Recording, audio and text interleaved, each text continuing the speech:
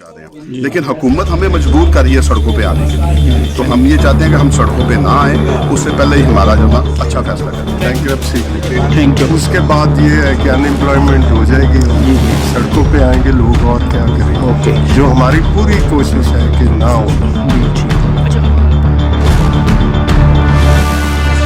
जानी चाहिए और स्टेक होल्डर्स को बुला के उनके साथ कोई किसी किस्म का, ताकि हम किसी एक पेज पे तो आ सकें, हमारी इश्यूज जो हैं उनको भी नज़र में रखा जाए। वो सिर्फ वन साइडेड डिसीजंस ले लेते हैं, जिस तरह उन्होंने काम किया है और आप हमारे इस सेक्टर को फिर दोबारा बंद करने जा रहे हैं। इससे हमारे हज़ारों लाखों मुलाजमी बेरोजगार हो जाएंगे और हमारे मालकान भी बाकी पब्लिक को। लेकिन इस वक्त जो हमारा सूरत हाल है उसमें पहले 8 महीने के लॉकडाउन की वजह से हमारे इतने मसाइल पड़े हुए हैं कि हमें समझ नहीं आती कि हम किसको एड्रेस करें और किसको ना करें। अभी हमने अपने सारे, पहले तो हमने 4-5 महीने अपने सारे स्टाफ को पे करते रहे। जाहिर है जब आपके पास आमदन कुछ भी नहीं है और खर्चा है तो कोई इतने तो कानून के खजाने नहीं किसी भी इंडस्ट्री के पास पड़े हुए कि वो उसमें से निकालते ही जाए। तो हमने अपना सस्टेन किया अपने स्टाफ मेंबर्स को, सबको। अब उसके अलावा जो हमारे पास एडवांसेस आए थे, जो कि उस वक्त आप खर्च कर लेते हैं, अपने 100 खर्चे होते हैं, क्योंकि 6 महीने का ये टाइम पीरियड है हमारा।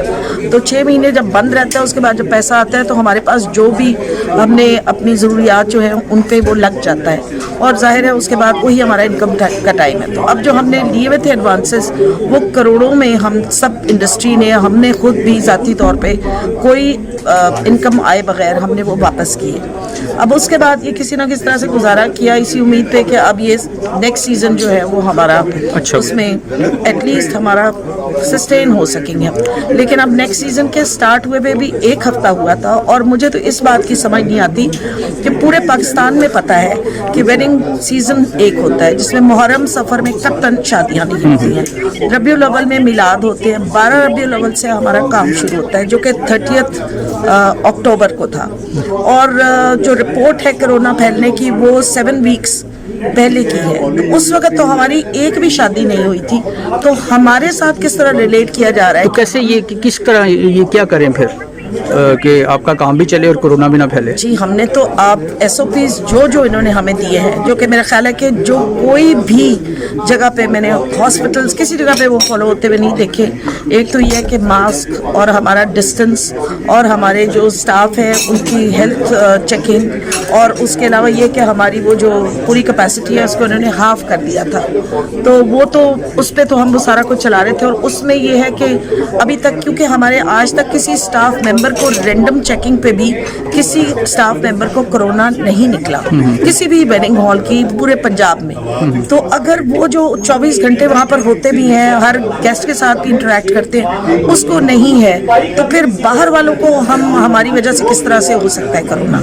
और जबकि हमारा तो सीजन ही अब स्टार्ट हुआ है 1 हफ्ते से, और कोरोना 6 हफ्ते से ऑन द राइज है। तो उसकी वजह और आप ढूंढे किसी जगह पे और लोकेट करें जो कि साफ नजर आती हैं। पीछे इतने जलसे जुलूस होते रहे हैं, ये रिलीजियस भी होते रहे हैं अफेयर्स, उसमें भी सारे के सारे मुहर्रम आए हैं, अभी आपका रायवेंट का इज्तिमा हुआ है, जलसे जुलूस होते रहे हैं, आपकी जो बसेस हैं, आपकी ट्रेन्स हैं, उसमें इतने करीब लोग बैठे होते हैं, कोई मास्क नहीं, कोई कुछ नहीं। दुकानें शाल में चले जाएं, हर जगह आप जाके देखें तो आपको SOPs ना तो नजर आएंगे, और दूसरा डिस्टेंस भी बिल्कुल नहीं है, और जगह बंद भी है, जो कि बार बार ये बंद जगह की बात करते हैं। अब शालमी में इतनी छोटी छोटी दुकानों में या अकबरी मंडी में कौन सी वेंटिलेशन है और कौन सा आपका जो है वो खुली फिजा है या कोई लोग नहीं होते? तो उन सबको अगर काम करने की इजाजत दी जा रही है और तो हमें भी देनी चाहिए, और जिसको अपनी जान प्यारी है वो मास्क लगाए, जो कि एक सब कहते हैं कि डिटरेंट ही है।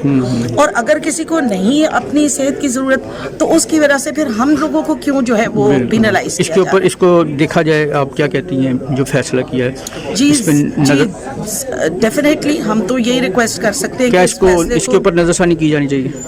जी, ओपन एयर में करें। तो ओपन एयर में आप एक पूरे का पूरा जो पर्पस बिल्ट चीज़ है उसकी हर चीज़ को उठा के उसमें सोफे, टेबल्स और जगह पहले आप किराए पे लें, फिर उसके बाद आप उस पर मार्की का किराया दें, फिर उसके बाद आप अपनी सारी चीज़ को ट्रांसफ़र करें, फिर वहाँ पर आप उनके कोई टॉयलेट्स बनाएं, किचन्स बनाएं, वॉशिंग एरियाज़ बनाएं, लोगों के बैठने उठने की जगह बनाएं। तो उसमें कितने पैसे लगेंगे ये कभी किसी ने इस बात को तवज्जो नहीं दी। Easier said than done. Thank you. कहना बहुत आसान है, करना बहुत। अच्छा, ये जो आपके मैरिज हॉल्स के ऊपर इन्होंने पाबंदी लगाई है, इस फैसले पे आपका क्या रद्द अमल? अपना नाम बताइए और साथ में। खालिद रीज, सदर पंजाब मैरिज हॉल एसोसिएशन। जी जी। तो मैं आपकी कहने की साथ से वज़ीर-ए-आज़म पाकिस्तान से अपील करता हूँ कि जनाब इस सेक्टर पर नज़रसानी करें। आपने खुद फरमाया था कि इस लॉकडाउन में सबसे ज़्यादा किस सेक्टर को नुकसान पहुंचा, वो सर्विस सेक्टर है।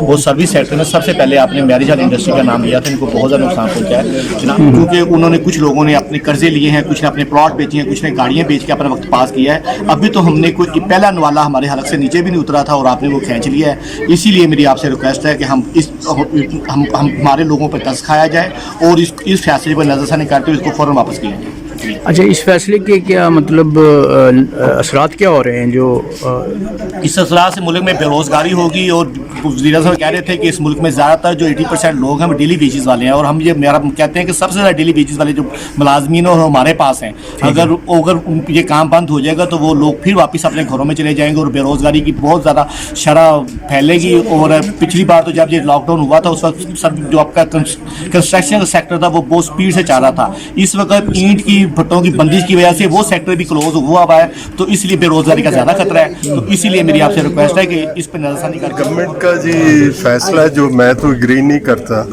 क्योंकि एक ऑलरेडी मुल्क में इतना बड़ा नुकसान हुआ है और मज़ीद हमारे प्रेसिडेंट ने कहा 250 अरब सिर्फ पंजाब से लॉस पहुंचेगा। ये तो फाइनेंशियल लॉस है, लेकिन लॉस ऑफ अनएम्प्लॉयमेंट जितनी आए होगी ना वो हमारे बस से बाहर है। ठीक है, जो कि मेजर हर मुल्क में अनएम्प्लॉयमेंट के। तो इस फैसले पे क्या करना चाहिए इनको? फैसले पे जी अब एहतजाज ही है हमारे पास। गवर्नमेंट की तरफ से आप क्या चाहते हैं कि क्या करें? गवर्नमेंट की तरफ से जी अगर ये इम्प्लीमेंट करें तो हमें मराद दें, जैसे लोन्स डिफर करें हमारे। दूसरा, उस पर इंटरेस्ट माफ करें हमें। तीसरा, ये टैक्सेस ख़त्म करें ताकि हमें रिलीफ कुछ तो फाइनेंशियल पैकेज जो यहाँ मोस्टली हमारे मेंबर्स ने नहीं बोला। ओके, जो ये एसोसिएशन के प्रेसिडेंट हैं, क्योंकि उनकी कोशिश पहली तो है ये हॉल्स चलें बिल्कुल, ताकि ये नौबत ही ना मांगने की आए कि जी ये हमें रिलीफ दें इन टर्म्स ऑफ इंटरेस्ट या डिफरमेंट ऑफ लोन्स, या अदरवाइज तो सीधा साधा है कि बैंक्रप्सी की तरफ हम जा रहे हैं। क्योंकि पहले तो थी जी कुछ सीजन कमाया हुआ था तो ये पीरियड गुजर गया, अब सीजन शुरू हुई है फिर बंद की तरफ जा रहे हैं, तो वो तो क्लियर कट साइन है बैंक्रप्सी की। Thank you. उसके बाद ये है कि अनएम्प्लॉयमेंट हो जाएगी और सड़कों पे आएंगे लोग और क्या करेंगे। ओके, जो हमारी पूरी कोशिश है कि ना हो। जी ठीक हो गया। अच्छा, आपका कौन सा है ये आपका आउटलेट कौन सा है? कसिनोस। इसके ऊपर भी आप उसके बावजूद भी आप नहीं चला सकते शादी आज, तो इस पर क्या कहेंगे आप? सर जी, हम तो इंशाल्लाह चलाएंगे, हम तो अपना बिजनेस बंद नहीं करेंगे। हमने आगे 8 माह हमने अपना बिजनेस बंद रखा है और हुकूमत के साथ पूरा ताउन किया। जैसे हुकूमत हमने पके हुए खाने 13 मार्च को पके हुए खाने हमने अपने लोगों में बांटे हैं। अच्छा, मुख्तलिफ जगहों पे जाके बांटे हैं हमने। अपने लोगों से क्या मतलब? जो आपके मुलाजिम है? नहीं, मुलाजिम नहीं थी, अपने जो दूसरे हैं जो मुस्तहिकीन हैं उनको जाके हमने दिए हैं। मुसाफिर खाने हैं जो शौकत खानम के जो अपने जो मरीजों के जो मुसाफिर खाने हैं उधर दिए हैं हमने खाने। अपने मुख्तलिफ जो मुस्तहिक लोग हैं उनमें बांटे हैं हमने खाने को। हमने उस दिन कोई फंक्शन नहीं किया 13 मार्च को। अब उसके बाद ये कह रहे हैं जी कि कोविड फैलता है तो मैरिज हॉल की वजह से फैलता है। भाई सबसे पहले तो सेक्टर ही हमारा बंद किया गया 13 मार्च को तो सबसे पहले, और उसके बाद जो कोविड फैला है वो क्या हमारी वजह से?